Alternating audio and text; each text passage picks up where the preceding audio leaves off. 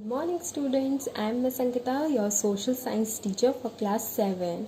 So, have you all done the revision? Now today we'll complete this chapter. So now let us continue with the next topic.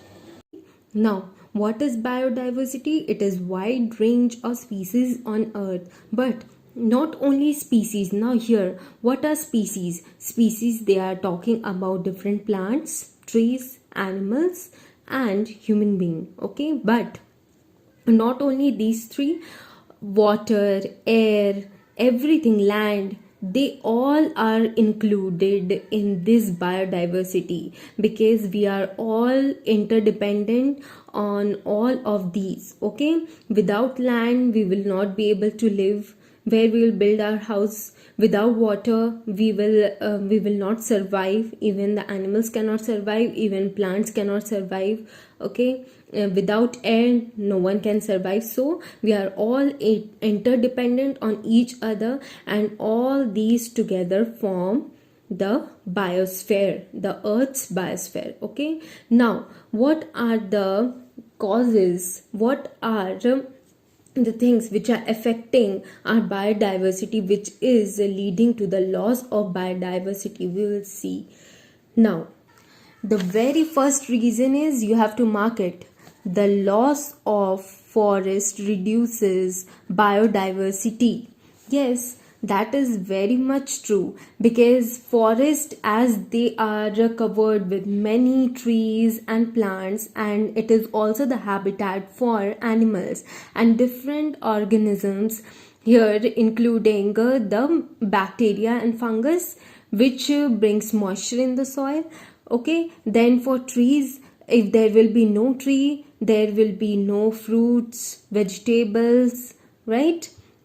And even no medicines can be made. Many of the trees which are very much useful for medicine purpose, right? So no medicines can be made. Then also we will not get wood, so no buildings, no furnitures, no bridges can be made. So loss of forest reduces biodiversity. So due to loss of forest, the biodiversity is very much affected. Now there are lesser and lesser number of trees, and more of pollution is been caused. Okay, now, and we run the risk of losing organisms that might have been useful in the future, for example as the source of new medicine. As I told you all, that plants, trees, animals and many other things, they are very much important for as a source of medicines. So if there will be no biodiversity, there will be no greenery, no nature,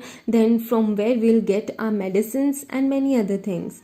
There is also a moral responsibility to look after the planet and its resources. Yes, it is our responsibility to look after the planet and its resources. So we have to use all the resources very strictly, and we should not be selfish with the environment and only think about ourselves, right?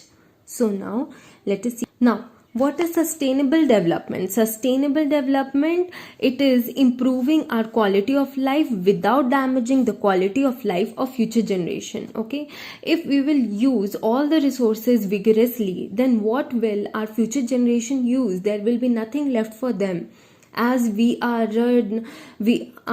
destroying the environment. Then we are misusing water, we are just wasting it, polluting it. Then there will be nothing left for our future generation. How will they survive?